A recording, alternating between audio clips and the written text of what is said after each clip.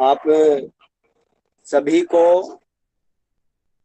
मीराबाई और महाराणा प्रताप की पावन धरा राजस्थान से मैं आता हूँ। तो उन सबकी ओर से, महापुरुषों की ओर से आपको मैं उस परंपरा की संवाहक होने के नाते खमा गणी राम राम। आज हम सबके लिए, पूरे भारतवर्ष के लिए एक बहुत बड़ा दिन है। 1857 के महासंग्राम में जिस हमारी माँ ने हम सब के लिए, इस राष्ट्र के लिए, इस समाज के लिए, भारत के भविष्य के लिए अपने प्राणों का उत्सर्ग किया, आज रानी लक्ष्मीबाई का बलिदान दिवस है। हम सबको ऐसे महापुरुषों का पुण्य स्मरण करके और अपने इस लोक कल्याण के मार्ग के पर चलने का मन बनाना चाहिए। मैं सबसे पहले तो आप सब लोगों को ये बताना चाहूंगा कि पर्यावरण के रास्तों पर जब मैंने शुरुआत की चलने की, तो उस समय दो चार नाम मेरे सामने हुआ करते थे। मैं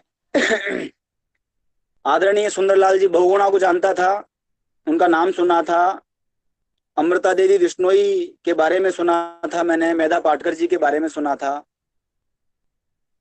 उस समय मैदान में दौड़ने के लिए मैं अकेला था और मुझे भी दौड़ने नहीं दिया जाता था। कभी घर वाले पिटाई करते थे और कभी किसका पेड़ उखाड़ लाता था और कभी किसके पेड़ की चोरी कर लाता था। तो सब तरह से कहीं भी मुझे सहयोग का बड़ा अभाव था। दो चार लोग मेरे सपोर्ट में जो आते थे, गांव के पुराने, एक सरपंच साहब थे, एक हमारे कोई गांव के बुजुर्ग काका थे, वो लोग मुझे याद आते हैं। लेकिन अल्प आयु के लंबे कालखंड में इस प्रकार की धारणा और समाज का मन बना है कि आज मेरे जैसे सैकड़ों विष्णु लांबा पूरे भारत में खड़े हैं और भारत से प्रेरणा लेकर के, आप जैसे लोगों से प्रेरित होकर के विश्व के 193 देशों ने अपनी तरह का काम शुरू कर दिया है। तो सबसे पहले तो मैं आप सब लोगों को, विजनरी इंडिया को, टीम को इसलिए बधाई देना चाहता हूं कि आप लोगों ने सिर्फ एक ये वेबिनार का कार्यक्रम नहीं रखा है, आप लोगों ने पाश्चात्य संस्कृति का अनुसरण कर रहे, न खाने का खा रहे, न पीने का पी रहे, न सोचने का सोच रहे, ऐसे आधुनिक युवाओं को ये समझा दिया है कि हम लोग राष्ट्र और समाज के उत्थान के निमित्त आगे बढ़ने का साहस, दम भरते हैं, साहस रखते हैं। हम लोग पूरी दुनिया को ये बताना चाहते हैं कि हम विवेकानंद के देश से हैं। हम पूरी दुनिया को ये बताना चाहते हैं कि हमारे लिए इंडिया फर्स्ट है, हमारे लिए नेशन फर्स्ट है, हम लोगों के लिए बाकी चीजें सब बाद में हैं। ये सब सोच रखने वाले लोगों का एक समूह एक पर्यावरण और इस प्रकार के लोक कल्याण के विषयों की ओर बढ़ रहा है, अपना समय दान दे रहा है।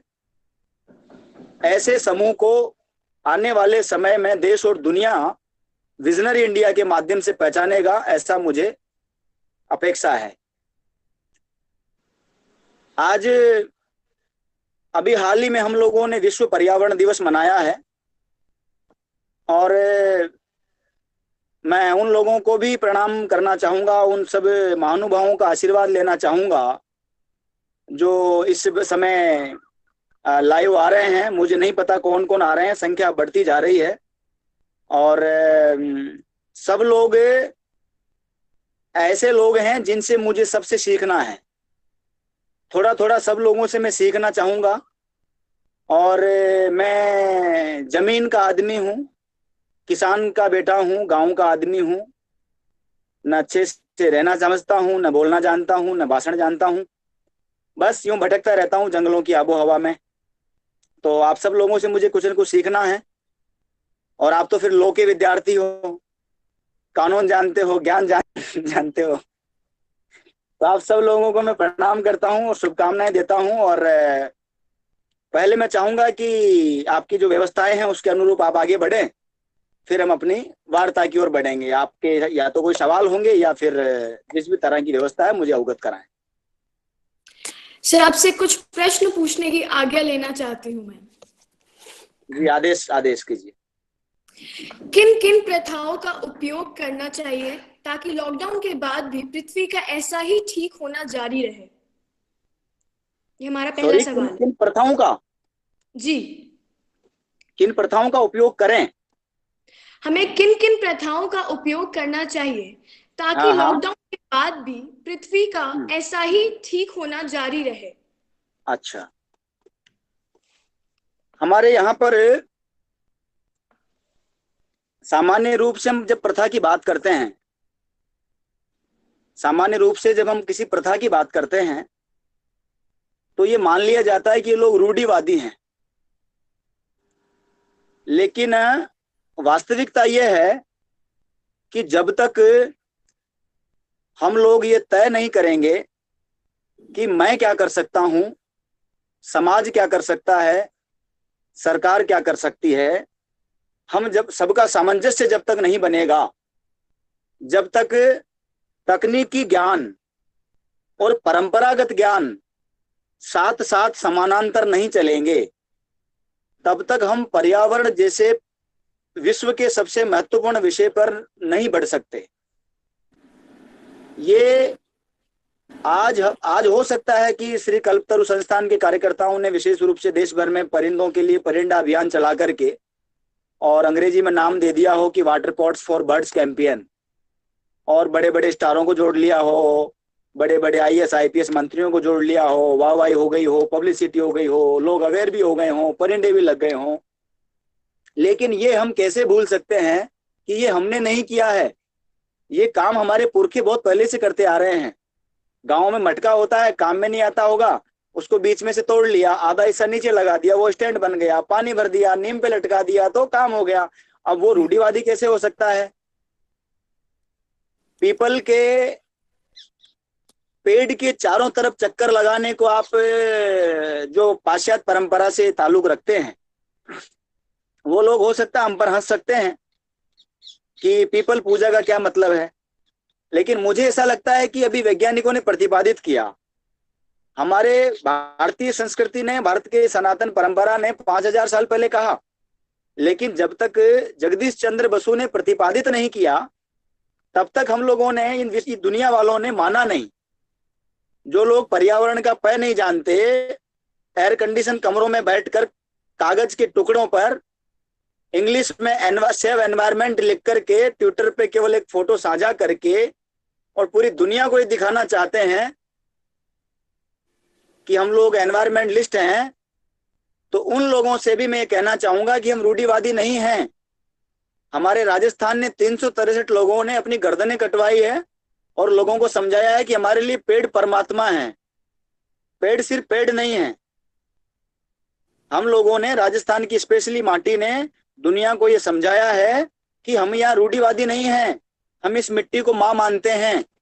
ये राष्ट्र हमारे लिए सिर्फ जमीन का टुकड़ा नहीं है, पूज्य अटल जी ने कहा था, ये राष्ट्र जीता जागता राष्ट्र पुरुष है।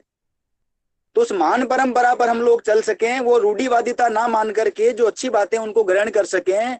वैज्ञानिकों ने हाल ही में ये प्रतिपादित किया है कि पीपल के पत्ते जब रात को तेज हवाएं चलती और जब ये आपस में भिड़ते हैं तो एक बहुत ही सकारात्मक प्रकार की ऊर्जा निकलती है, जो कहीं ना कहीं इस माहौल के लिए बहुत अच्छी होती है। हमारे यहाँ पर मत्स्य पुराण पूरा डेडिकेटेड टू एनवायरमेंट ओनली, आप पढ़ेंगे तो आपको कई चीजें इस प्रकार के ध्यान में आएगी। तो इसको रूढ़िवादी नहीं कहना चाहिए, इसको ये मानना चाहिए कि हमारा जो परंपरागत ज्ञान है, जो हमारा लोक ज्ञान है, जो हमारा पीढ़ियों से चला आ रहा ज्ञान है। अब आप कहेंगे अभी चल रहा है लॉकडाउन, वो ये मुझे लगाना पड़ रहा है, मास्क लगा रहा हूं, ये जो हाथ धोने के लिए आपको बता रहे हैं, ये आज के अंग्रेजी पढ़े लिखे ट्विटर इंटरनेट चलाने वाले आपको बता रहे हैं कि हाथ ऐसे धोइए। अरे भैया, हमारे बाप दादा बहुत पहले ही बता गए, हम लोग धोते हैं हाथ। जो नहीं धोते हैं, आप मुझे सुन पा रहे हैं? जो हाथ नहीं धोते हैं उन लोगों को प्रॉब्लम हुई है, जो लोग, मैं किसी कंट्रोवर्सी बात में नहीं जाना चाहता, लेकिन ये आप समझिए इस बात को कि जो वन्य जीवों के भक्षक थे, जो वन्य जीवों के भक्षक थे, उन लोगों ने ऐसे ऐसे जीव खाए, वो ऐसे ऐसे, लोक कल्याण की बात तो दूर की बात रही, उन्होंने पूरे विश्व को संकट में डाल दिया, ऐसे ऐसे काम किए जिसके कारण से ये आपका कोरोना निकल के आया। और उसने हमें समझाया, इस वैश्विक मानवीय आपदा ने, इस संकट ने हमें बताया कि प्रकृति की ओर चलो, पुराणों की ओर चलो, गांवों की ओर चलो। बस हमारे साथ एक समस्या है, बहुत बड़ी समस्या है, और मैं विजनरी इंडिया टीम को ये स्पेशली रिक्वेस्ट करना चाहूंगा कि अपने तरीके इजाद करो, ये दुनिया वालों को फॉलो करना बंद करो। ये आपके मार्गदर्शक नहीं हो सकते। विश्व के नेतृत्व की जिम्मेदारी हम लोगों की है। Yes sir. विश्व के नेतृत्व की जिम्मेदारी हम लोगों की ज्यादा बनती है। हम लोग अपनी बात को अगर ढंग से रख पाएंगे तो ये यकीन मानिए कि पूरी दुनिया की, पूरे विश्व की सेवा हम ज्यादा अच्छे तरीके से कर सकते हैं, और पूरी दुनिया की हम श्रेष्ठ सेवा करें, ये हमारा दायित्व है, हमारा कर्तव्य है। हमारे पुरखों ने हमेशा किसी को भूखा नहीं रखा, हमेशा पड़ोसी की तरफ पहले देखा है, और ये लॉकडाउन में हमारे भारत के लोगों ने बता दिया है, एक दूसरे की मदद करके। हमारे युवाओं ने, विशेष रूप से पूरे भारत के युवाओं ने, हर राज्य में एक सेवा का भाव, सेवा की होड़ मची थी लॉकडाउन में, कि मैं पहले, मैं पहले। ये जो भाव है, ये भाव रखने वाले लोग विश्व का नेतृत्व करें, ना कि वो लोग जो केवल आपको यूनाइटेड नेशंस में बैठे बैठे केवल एक थीम दे देते हैं कि इस बार थीम रहेगी हमारी बायोडाइवर्सिटी। पिछली बार हमारी थीम थी air pollution, beat air pollution. उससे पहले हमारी थीम थी कुछ और, उससे पहले हमारी थीम थी कुछ और। आप केवल थीम देके भूल जाते हो, फिर आपके बच्चे बच्ची जो हैं, आपको फॉलो करने वाले जो लोग हैं, वो केवल hashtag for nature, time for nature, time for change, ये सब क्या है? यहां पर भैया 24 घंटे पर्यावरण के लिए ही जीते हैं, पर्यावरण के बीच में ही रहते हैं। तो हमें ज्ञान मत बांटिए, ज्ञान उन लोगों को बांटिए, उन लोगों को ज्ञान बांटिए जो लोग मतलब चिपकली तक खा गए, कछुआ तक खा गए, ऐसे ऐसे कीड़े खा गए जिन लोगों ने कोरोना को पैदा किया। और मैं चाहूंगा कि इस वीडियो को, मेरी बात को आप यूट्यूब पे जरूर शेयर करें, और सम्माननीय WHO के डायरेक्टर जी साहब सर। को, सम्माननीय WHO के डायरेक्टर साहब तक ये बात पहुंचे कि जिन लोगों ने पूरे विश्व को संकट में डालने का काम किया, उन लोगों को, क्या उन लोगों की कोई जिम्मेदारी नहीं बनती? पूरी दुनिया को संकट में डालने का अधिकार, इस तरह का एक्सपेरिमेंट करने का काम, जिम्मेदारी उनको किसने दी? आज सारा विश्व इस खतरे में आ गया। तो मैं वापस विषय पे आऊंगा कि रूढ़िवादिता नहीं है, ये हमारा परंपरागत ज्ञान है, परंपरागत स्रोत है, और उस परंपरागत स्रोत की ओर हमें लौटना कोरोना ने सिखाया है। हम लोग वापस, हमारे जैन मुनि मास्क लगाया करते थे, हम लोग, हमारा हमारा ध्यान नहीं गया, आज हम लोग मास्क लगा रहे हैं। जब भी हम कहीं प्रदूषित जहरीली हवा में जाते थे तो हमारे पुरखे, हमारे बुजुर्ग, हमारे गांव की हमारी माताएं बहनें हमें बोलती थी, दादी, कि बेटा टाउल लगा ले मुंह पे, उधर धुआं उठ रहा है। तो ये सब तो हमें पता था। हाथ धो करके भोजन करना है, ये हमें पता था। साफ सुथरा रहना है, हमें पता था। हमने क्यों नहीं किया? किसने मना किया था भाई? तो ये मेरा आग्रह है कि इस प्रकार से जो है रूढ़िवादी ना समझ करके जो अच्छी चीजें हैं उनको ग्रहण करना चाहिए, और पर्यावरण के रास्तों पर आगे बढ़ना चाहिए। जी। आपने बिल्कुल सही कहा सर, अगर हम सोचेंगे तभी तो देश सोचेगा। हमारा दूसरा सवाल है, क्या लॉकडाउन एक ग्रीन मूवमेंट की तरह आया है? लॉकडाउन को ग्रीन मूवमेंट तो नहीं कहना चाहिए, लॉकडाउन को ग्रीन मूवमेंट कहना तो ठीक नहीं होगा, क्योंकि ये तो एक जी। महामारी है। मैं किस देश की क्या स्थिति है उसके कहीं ना कहीं मेरे पास में आंकड़े थे, मैं लाया था अभी। इसका एयर क्वालिटी कितनी ठीक हुई है, इसको महामारी ही कहना चाहिए। लेकिन ये जो लोग कह रहे हैं कि भाई ये प्रकृति के लिए अच्छा है, तो इसका मतलब ऐसा लग रहा है मुझे कि आप कहीं ना कहीं थोड़े से गैर जिम्मेदार हो गए हैं। तो आपको ये लगने लगा है कि लॉकडाउन जो है वो हर महीने कर दिया जाए, या इसको पर्यावरण संरक्षण से जोड़कर देखा जाए? महामारी है, महामारी ही रहेगी, लेकिन जब इस महामारी से निपटने के प्रयोग हमने किए, जब इस महामारी से लड़ने के प्रयास हम लोगों ने किए, तो हमें यह ध्यान में आया कि इसके रोकने के जो प्रयास हैं वो हमें प्रकृति संरक्षण की ओर ले जाते हैं, और इसके कारण से पर्यावरण प्रदूषण जो है वो बहुत अधिक प्रतिशत खत्म हो गया है। नदियां साफ हो गई है, हमारी गंगा यमुना साफ हो गई है। और मैं ये निवेदन करना चाहूंगा कि कोरोना की वजह से जो उपजी परिस्थितियां हैं, उन्होंने एक महत्वपूर्ण संदेश और सीख हम लोगों को दी है, और ये समझ में आ गया है कि प्रकृति की संगत में रहते हुए हम लोग विकास यात्रा की ओर साथ साथ चलते हुए बढ़ सकते हैं। आप सुन पा रहे हैं मुझे? आप मुझे सुन पा रहे हैं? आपकी आवाज नहीं आ रही है। आपकी आवाज नहीं आ रही है। जी सुन पा रहे हैं सर। ओके, जी जी, ओके ओके, अब आपकी आवाज आ रही है।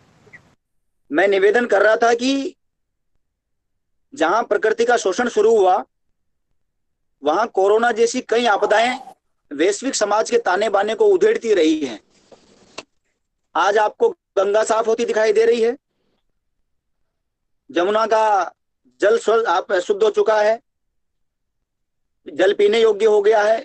यमुना में जो प्रदूषण था, उसमें जो झाग थे, उसका स्थान आज स्वच्छ जल ने ले लिया है।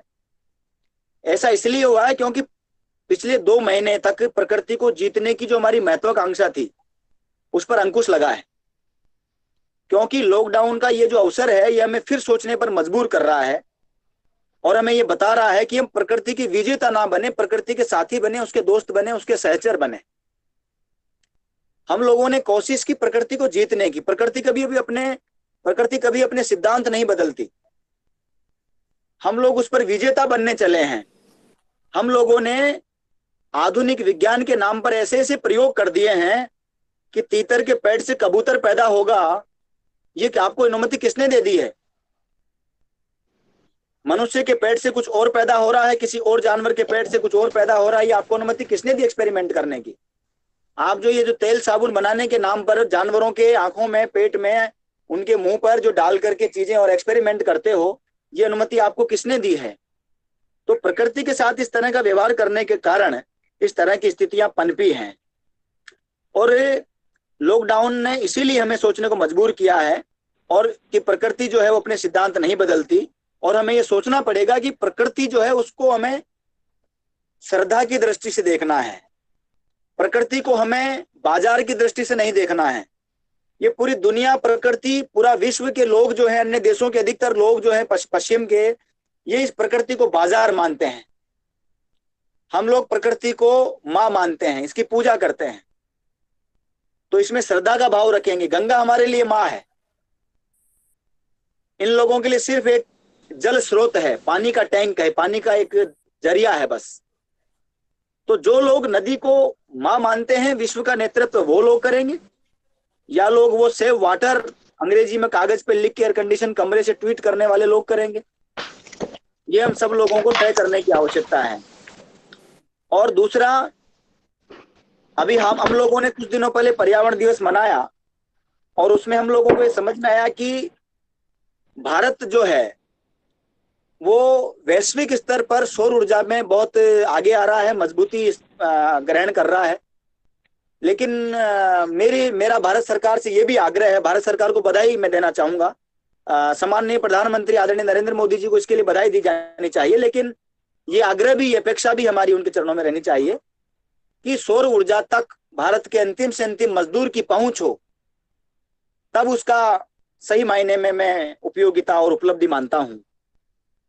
भारत सरकार के पास इस प्रकार का अभियान होना चाहिए कि भारत के अंतिम से अंतिम व्यक्ति तक वो पहुंच बने, वो अभियान का वो सहभागी बने। सिर्फ सोशल मीडिया तक अभियान सीमित ना रहे। तो लॉकडाउन जो है वो एक महामारी है, बीमारी है, सालों बाद इस तरह की बीमारी आई है, और हम लोगों को ये समझा कर गई है कि आप अपने आप के प्रति जिम्मेदार बनिए और प्रकृति पर मत छोड़िए। प्रकृति तो अपने आप को ठीक कर ही लेगी, आप भी अपने आप को कहीं ना कहीं जिम्मेदार बनने की कोशिश पर जोर दीजिए। जी।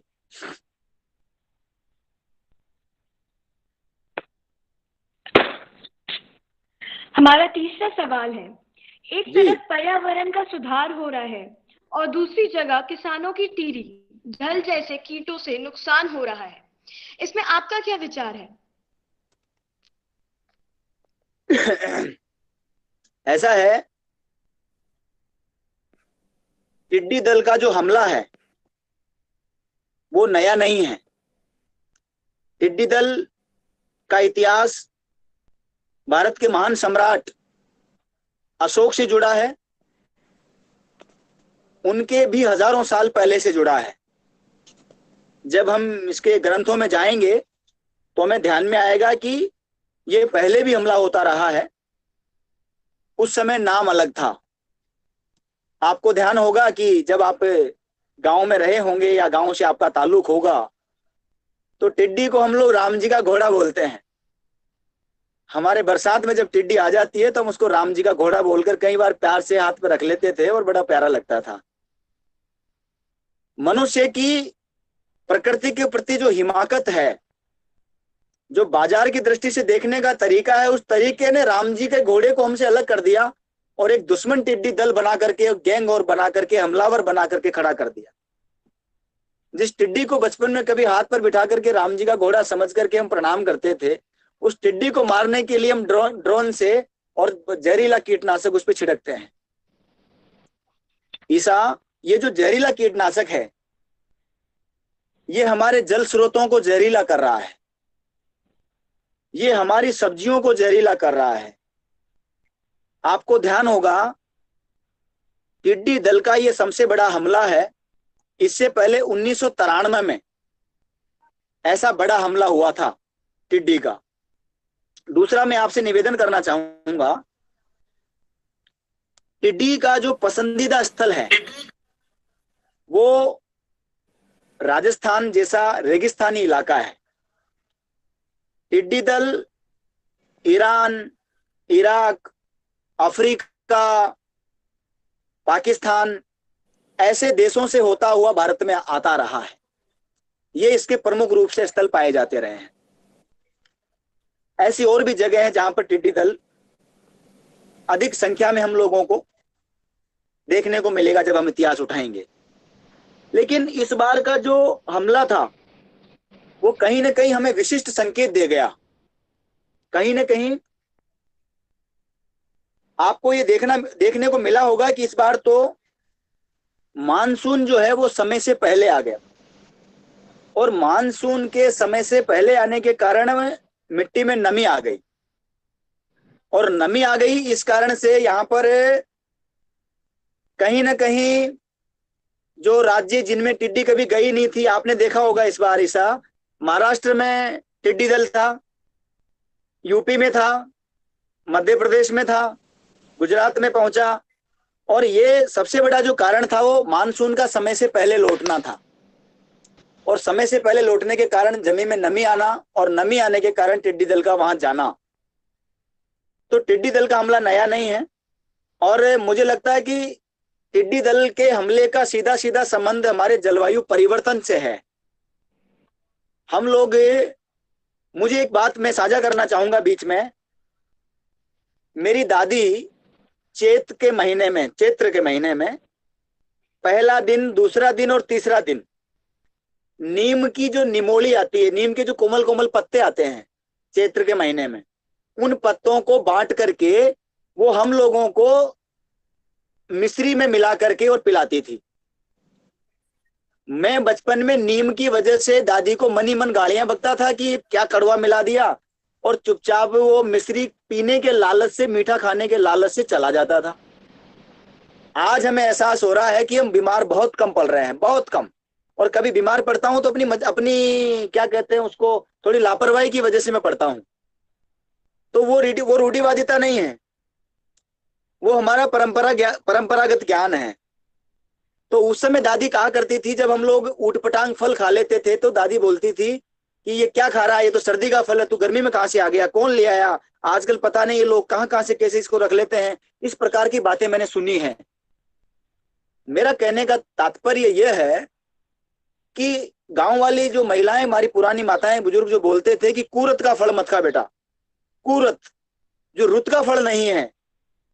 आप तरबूज देख रहे हैं कि आपको भरी सर्दी बरसात हर जगह तरबूज मिलेगा। आपकी ये उपलब्धि नहीं है कि आप फ्रिज में किसी चीज को सुरक्षित रख रहे हैं। प्रकृति को प्रकृति रहने दीजिए, प्रकृति के साथ चलिए, प्रकृति के सहभागी बनिए, प्रकृति की विजेता मत बनिए, वरना टिड्डी दल के हमले होंगे। राम जी का घोड़ा आपसे छीन लिया जाएगा, उसको टिड्डी दल और गैंग और हमलावर कहकर के संबोधित किया जाएगा। आपको मैं एक चीज और साझा कर दूं कि राजस्थान के जोधपुर में हमारे यहाँ पर सॉरी हमारे यहाँ पर राष्ट्रीय टिड्डी दल नियंत्रण केंद्र है। उसका नाम है राष्ट्रीय टिड्डी दल नियंत्रण केंद्र, जो पूरी तरह फ्लॉप हुआ है, पूरी तरह से खराब हो चुका है, निष्क्रिय हो चुका है, कहीं पर कुछ नहीं कर पाया है।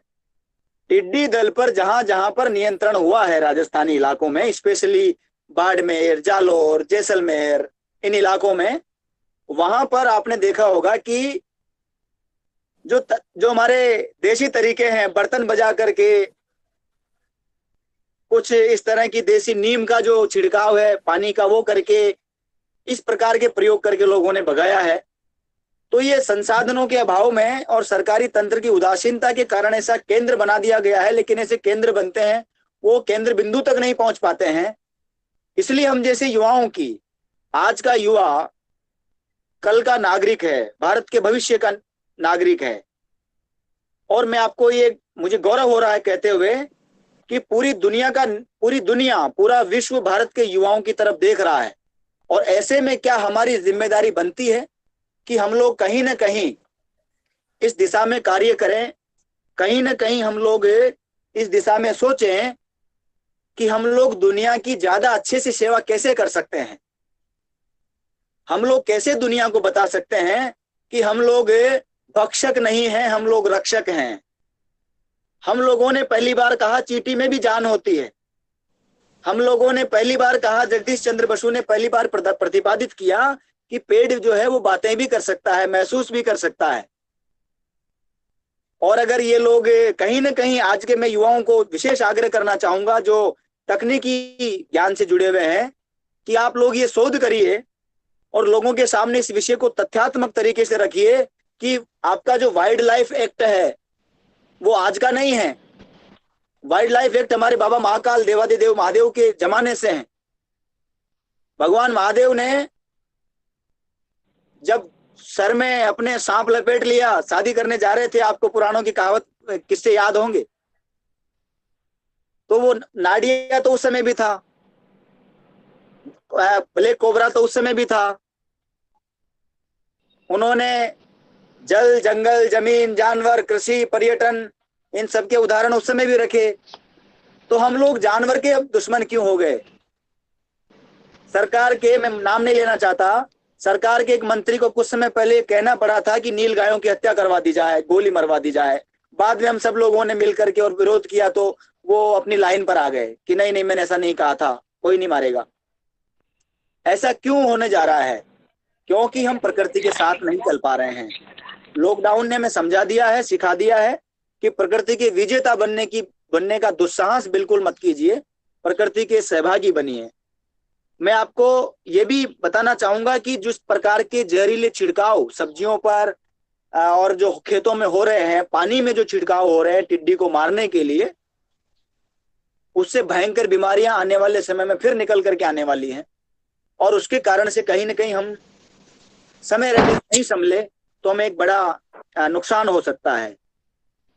इसलिए मैं यही कहना चाहूंगा टिड्डी दल को लेकर के कि जो हमारा स्थानीय लोक ज्ञान है, जो हमारा परंपरागत ज्ञान है, उस ज्ञान को हमें नई परिभाषा दे करके, उस ज्ञान को हमें नए तरीके से आगे बढ़ा करके और उसको दुनिया के सामने रखने की आवश्यकता है कि टिड्डी दल या इस प्रकार के जो हमले होते रहे हैं समय समय पर जलवायु परिवर्तन के कारण, उन हमलों से निपटने के लिए और भारत ने, इस तरह के हमारे मनीषियों ने, हमारे बुजुर्गों ने, इस तरह की परंपरा ने हमें इस तरह का ज्ञान दिया है कि हम लोग उससे निपट सकते हैं।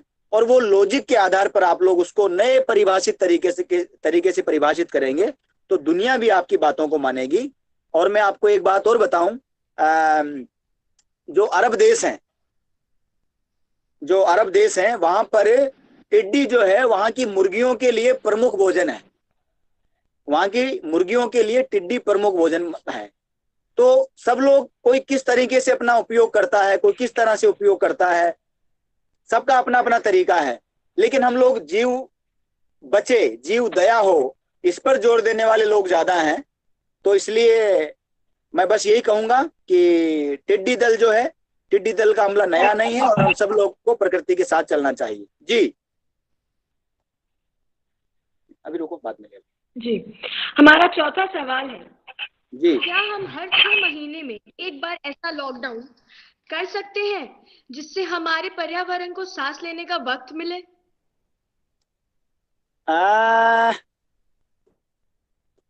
जो बच्चे पढ़ नहीं पाते हैं वो माँ बाप से कहते हैं, पिताजी मेरी तो बस की बात नहीं है, मुझे स्कूल छुड़ा दीजिए और मुझे छोटी मोटी नौकरी लगा दीजिए, कहीं छोटा मोटा काम बता दीजिए ताकि मैं स्कूल से मुक्ति प्राप्त कर लूं। तो मेरा आग्रह ये था कि केवल लॉकडाउन लेना, क्या ये हमारी नाकामी नहीं है? हम लोग इतने नाकाबिलियत की ओर बढ़ गए हैं, नाकाबिल हो गए हैं, हम लोग इतने गैर जिम्मेदार हो गए हैं कि हमें हर चीज डंडे के जोर पे ही समझ में आएगी। हमें पुलिस वाला लठ मारेगा तभी हमें पता चलेगा कि हमें मास्क साथ में लेके चलना है। भाई ये मास्क आज का नहीं है, ये मेरे 10,000 साल पुरानी सिविलाइजेशन ने मुझे बताया है। ये हमारे महापुरुषों ने, मनीषियों ने, त्यागियों ने, तपस्वियों ने, हमारे महान पुरखों ने हमें बताया है। ये तो उनके गले में रहता था। जब भी सफर पे निकलते थे मेरे दादाजी इसको लेकर के और सर पे लपेट करके और निकल जाते थे। तो मेरा आपसे आग्रह यह है कि लॉकडाउन लेना जो है वो पर्याप्त नहीं है। हमें सबसे ज्यादा जरूरी यह है कि हमें जिम्मेदार बनना पड़ेगा। देखियो ईसा, कि लॉकडाउन जो है वो हमारी अर्थव्यवस्था से जुड़ा मसला है। एक बार 2.5 महीने का लॉकडाउन लग गया, उसमें हालात किस प्रकार के हो गए हैं। हर साल अगर 1 महीने का लॉकडाउन लग जाएगा तो उससे आने वाले जो दुष्परिणाम हैं उनके लिए कौन जिम्मेदार होगा? इसलिए मुझे लगता है कि जिस प्रकार से माहौल बदला है, गंगा यमुना साफ हो गई, वायु हमारी साफ हो गई है, हम शुद्ध हवा ले पा रहे हैं। और मैं आपको मेरा खुद का अनुभव बता दूं, मैं टोंक जिले के लामा गांव से हूं। अभी आपने मेरे परिचय में कहा, वहां पर मैंने ये देखा कि हम लोग कई बार तालाब में अपना चेहरा देख लेते थे। मेरे गांव में, हमारे टोंक जिले में एक बहुत ही प्यारी खूबसूरत नदी बहती है, उसका नाम है बनास।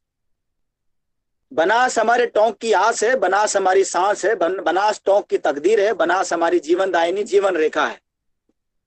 और बनास से मुझे बेहद प्यार है।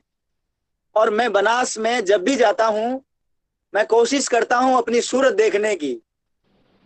मुझे अरसा गुजर गया अपनी सूरत बनास के पानी में देखे हुए, लेकिन special thanks to corona virus जिसने मुझे वहां पर बनास के पानी में अपनी सूरत दिखाई। पानी साफ हो गया। और दूसरी बड़ी उपलब्धि, मैं जिस घर में पैदा हुआ उस घर में एक विशाल बरगद का वटवृक्ष था, बहुत बड़ा पेड़ था बर का। अभी तो वो नहीं है।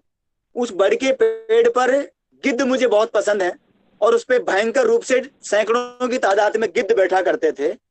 मेरी माँ झाड़ू लगाते लगाते परेशान थी क्योंकि व्हाइट कलर की वो पूरी बीट पूरे हमारे कच्चा मकान था उस पे होती थी। और मैं कई बार पत्थर लेके माँ का झाड़ू लगाना देखता तो मैं बोलता कि इसको उड़ाऊं क्या? तो माँ बोलती थी नहीं नहीं, गरुड़ महाराज हैं, भगवान का स्वरूप हैं, उधर से कुछ खाने का हो तो ऊपर कहलू पे रख के आ जा, पत्थर मत मार जीव पे। कई बार चलते चलते थूकने की आदत थी या किसी पेड़ पर लात मारने की आदत थी, तो माँ बोलती थी कि पाप लगेगा, कीड़े पड़ेंगे तेरे। इस प्रकार पेड़ जो है वो भगवान का रूप है, उसको लात नहीं मारते। किसी कुत्ते बिल्ली पर थूक दिए चलते चलते तो वहां भी माँ डांटती थी कि नहीं, उस पर नहीं थूकना है। तो ये परंपरागत जो ज्ञान है, हमारे पुरखों का दिया हुआ जो ज्ञान है, उसकी ओर हमें लौट करके और हमें अपने आप को जिम्मेदार बनाना है। इस लायक नहीं बनना है कि सरकार डंडा मारेगी तभी मास्क लगाएंगे, हमें इस लायक नहीं बनना है। आप समझ रहे हैं मेरी बात को? लॉकडाउन उपाय नहीं है, जी। लॉकडाउन उपाय नहीं है, उपाय है हम जिम्मेदार बने।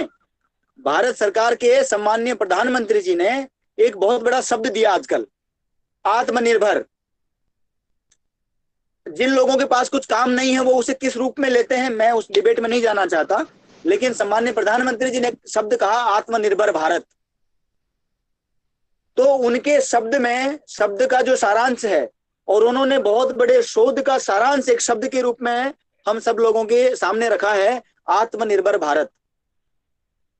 मैं किसी राजनीतिक पार्टी से नहीं हूं, जो लोग मुझे लाइव देख रहे हैं मैं उनसे आग्रह करना चाहूंगा कि मेरा किसी राजनीतिक दल से संबंध नहीं है, लेकिन भारत के प्रधानमंत्री मेरे भी प्रधानमंत्री हैं और आपके भी प्रधानमंत्री हैं, और वो जो बात कह रहे हैं हम सब लोगों को उसे गौर से सुनना चाहिए, समझना चाहिए।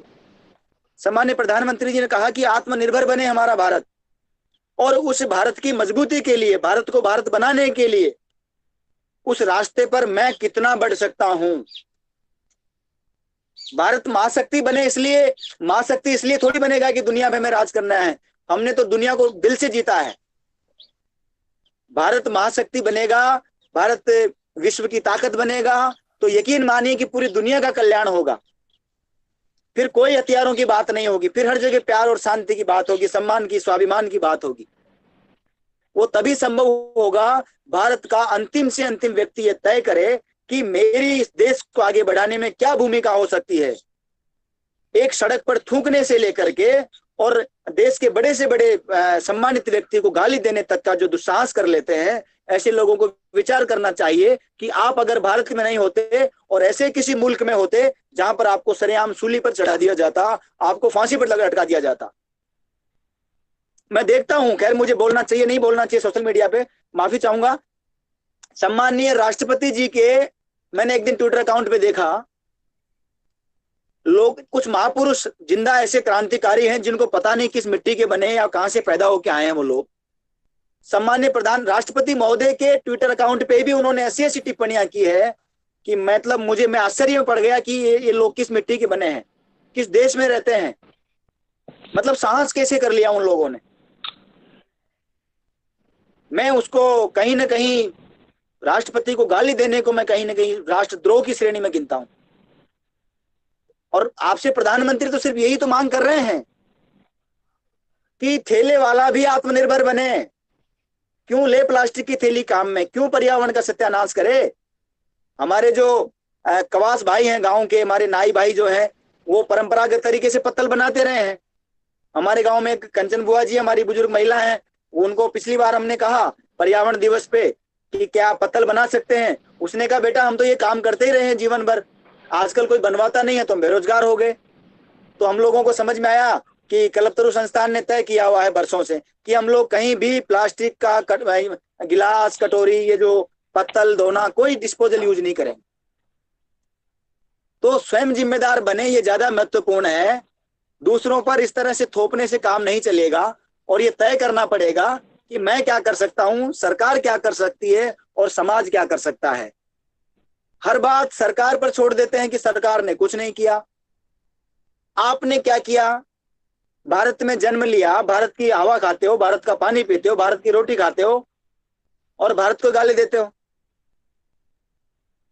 लेकिन यहां आकर के मुझे प्रसन्नता है कि विजनरी इंडिया की टीम ने एक नई बहुत ही सकारात्मक सोच को प्रतिपादित किया है।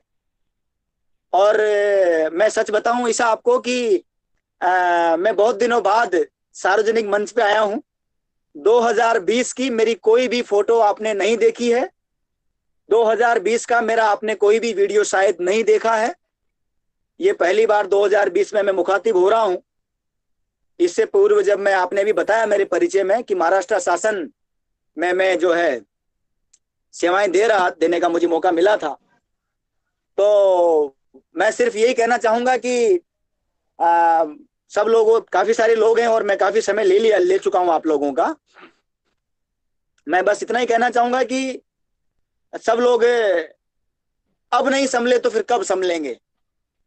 तो जिम्मेदार बनिए और सरकार से ये आग्रह मत कीजिए कि लॉकडाउन बढ़ा दीजिए, क्योंकि सरकार चलाने वालों पे बहुत बड़ी जिम्मेदारी होती है। उन्हें सोचना पड़ता है कि आर्थिक तंत्र भी एक आवश्यक विषय है और अन्य विषय भी बहुत जरूरी हैं। जोश जोश में आकर के मुझे भी कई सारी चीजें दिमाग में आ रही हैं, और जो इस समय, मैं उन चीजों में नहीं जाना चाहता। देश के हालात जो इस समय बने हुए हैं आज की स्थिति में, वो हालात कहीं ना कहीं कुछ लोगों द्वारा क्रिएट किए जा रहे हैं। कुछ मानवता के दुश्मन हैं दुनिया में, वो लोग चाहते ही नहीं कि ये विश्व सुकून से रहे, और भारत जो दुनिया की सेवा करके और जो वाहवाही मिल जाती है, भारत के प्रधानमंत्री का जो कंधा पूरी दुनिया थपथपा देती है, इस बात से लोग बड़े दुखी हैं, उनको पच नहीं रहा है। तो उन लोगों से अच्छा नहीं होता है, तो वो लोग एक दूसरे को भड़काने का काम करते हैं। फिर वो भड़काने का काम करते हैं तो फिर वो कुछ जो इस प्रकार के राक्षसी प्रवृत्ति के जो व्यक्ति हैं, वो नियतों पर धोखे से वार करते हैं, और ऐसे में हमें कहीं ना कहीं नुकसान होता है। ऐसे नुकसान की भरपाई कभी नहीं की जा सकती, लेकिन ऐसे लोग जो मानवता के दुश्मन हैं, वो लोग ये भूल जाते हैं कि हम महात्मा गांधी को भी पूछते हैं, चंद्रशेखर आजाद को पूछते हैं। जब तक प्यार मोहब्बत है तब तक है, फिर अपने पे आ गए तो फिर ठीक है। तो इसलिए हम लोग शांति के पुजारी हैं, हमें शांति से रहने दीजिए। हम दुनिया के सुकून की बात करने आए हैं, दुनिया की खिदमत करने आए हैं, सारी दुनिया को, विश्व को परिवार मानने वाले हैं। विश्व का कल्याण हो, प्राणियों में सद्भावना हो, ऐसे सूत्र के साथ में हम लोग बढ़ने आए हैं। तो मेरा आग्रह ये था कि लॉकडाउन जो है वो माध्यम नहीं है, स्वयं जिम्मेदार बने, आत्मनिर्भर बने, ये माध्यम है। धन्यवाद जी।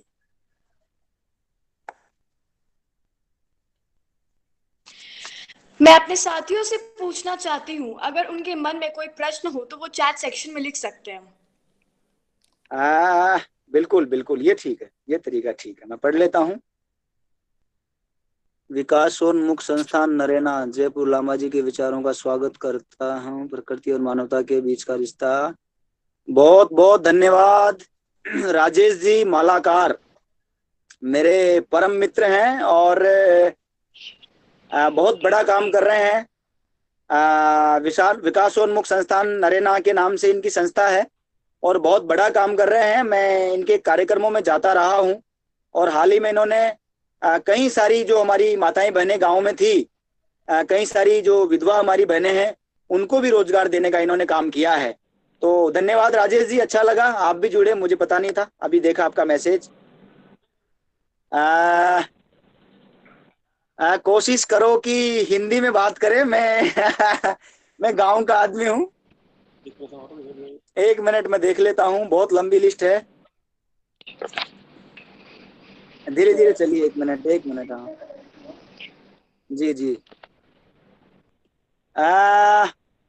मधुर मेहता जी, सर ये नेता लोग हजारों करोड़ों का बजट पास करवा कर आज तक गंगा को साफ नहीं कर सके, लेकिन उसे कुदरत ने बिना साफ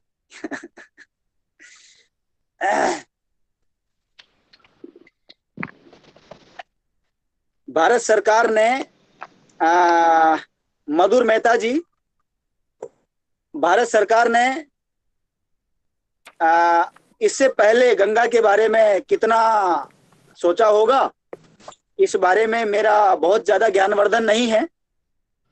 इसलिए पिछले 70 सालों के समंदर में गोता लगाने से बजाय मैं सिर्फ इतना कहना चाहूंगा कि वर्तमान भारत सरकार की ऐसी मंशा है कि हमारे जल स्रोत शुद्ध हों, साफ हों, निर्मल हों। गंगा सिर्फ जल स्रोत ना रहे, हमारी माँ है, हम उसको वैसा सम्मान दें। और लॉकडाउन ने साबित कर दिया है और आपकी बात बिल्कुल सही है, जो लोग जिम्मेदार हैं, मेरे आप ट्विटर अकाउंट पे जाकर के अगर देखेंगे तो मैंने अक्सर इन लोगों को भला बुरा भी जहां संवैधानिक मर्यादाओं में लेकर रह करके मुझे कहना पड़ा होगा वहां मैंने कहा है।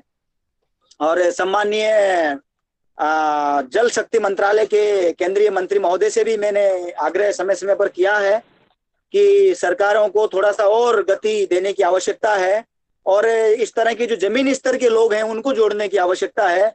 आप वो जो जिंदगी में कभी पानी जिन्होंने नहीं बचाया, जिनकी गाड़ी 2-4 टन पानी से डुलती है, गैलन पानी से धुलती है, वो लोग आकर के सेव वाटर का नारा देते रहते हैं, उनसे पार नहीं पड़ेगी।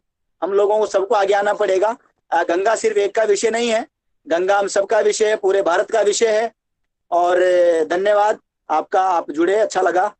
बहुत सारे लोग हैं, एक बार मैं अभिषेक सिंह जी, रजत माहेश्वरी जी, अनुराग महिपाल शाह, खमागणी राजपूनिया जी, खमागणी बहन जी, प्रणाम करता हूँ। अभिषेक सिंह जी, जय जवान जय किसान।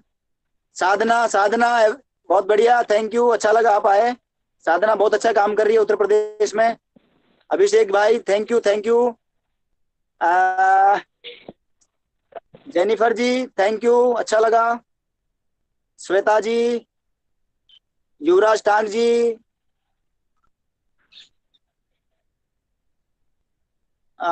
विक्रांत जी, हाँ ये ठीक बोला आपने विक्रांत जी, अच्छा बोला आपने, ये बहुत जरूरी है। हम क्या कर सकते हैं इन लोगों को सबक सिखाने के लिए, अच्छा है। रजत माहेश्वरी जी बिल्कुल सही बोला आपने।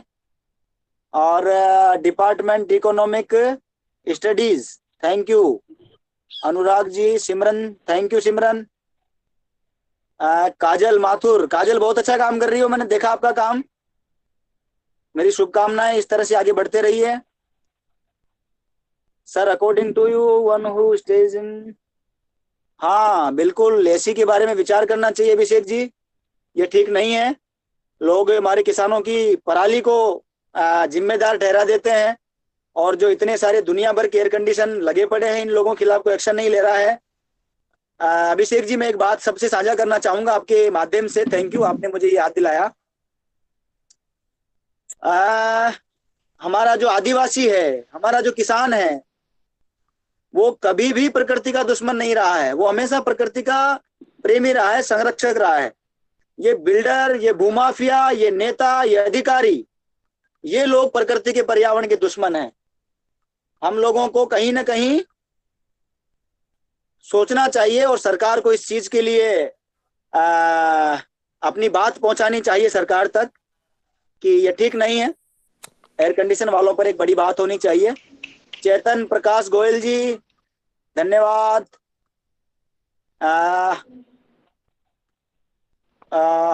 ये कौन है भाई?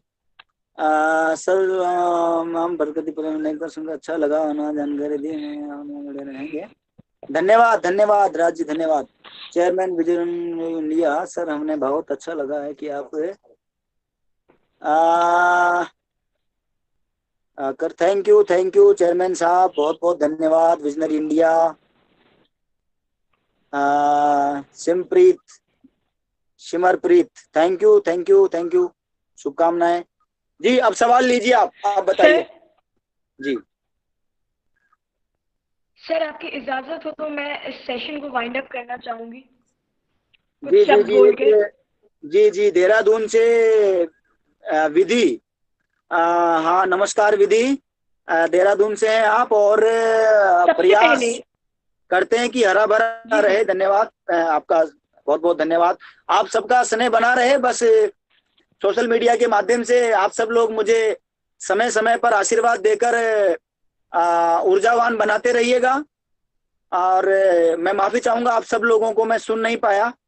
मुझे विजनरी इंडिया के जो हमारे अंकित भाई हैं, उनकी ओर से मुझे कहा गया था कि ऐसे कॉलेज में मुझे पुणे आना है, और हम सब लोगों का जो है वहां पर सानिध्य मुझे आपका मिलेगा। आप सब लोगों का प्यार, स्नेह, सम्मान, आशीर्वाद मुझे मिले, इसके लिए मैं आप सबकी सेवा में वहां पर हाजिर होना चाह भी रहा था। पुणे जो है मुझे बहुत पसंद है, और महाराष्ट्र के जो पिछली सरकार में वन मंत्री रहे हैं आदरणीय सुधीर मुनगंटीवार साहब, उन्होंने बहुत बड़े स्तर पर आप जैसे युवाओं के लिए विशेष अभियान चलाए थे। इस बार क्या स्थिति है अभी मेरी जानकारी में स्पष्ट नहीं है। तो विजनरी इंडिया की पूरी टीम को मैं धन्यवाद देता हूं, साधुवाद देता हूं।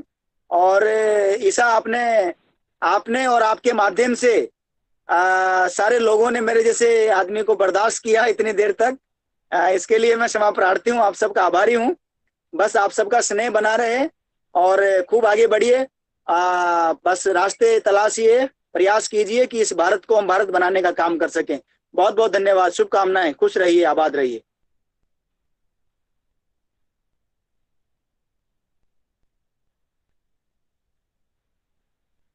जी बोलिए। सर, आपकी आज्ञा हो तो मैं 2 शब्द बोलना चाहती हूँ। बिल्कुल। सबसे पहले मैं इस वेबिनार के आयोजनकर्ताओं का बहुत बहुत आभार प्रकट करती हूँ, जिन्होंने मुझे धन्यवाद ज्ञापन करने का अवसर प्रदान किया। पुनः मैं अपने मुख्य अतिथि का तहे दिल से शुक्रिया करती हूँ, जो अपने बहुमूल्य समय निकाल कर यहाँ आए और अपने ओजपूर्ण भाषण के द्वारा हमें लाभान्वित किए। और अब मैं अपने साथियों का धन्यवाद करती हूँ, जो इतने जोश के साथ इस वेबिनार में उपस्थित होकर मनोयोग से इसे सुना और अपने ज्ञान को बढ़ाया। आशा करती हूँ कि इस वेबिनार के द्वारा जो जानकारी मिली उससे ये लाभान्वित होंगे और अपने भविष्य को आगे बढ़ाएंगे और अपने साथ साथ अपने देश का मान बढ़ाएंगे।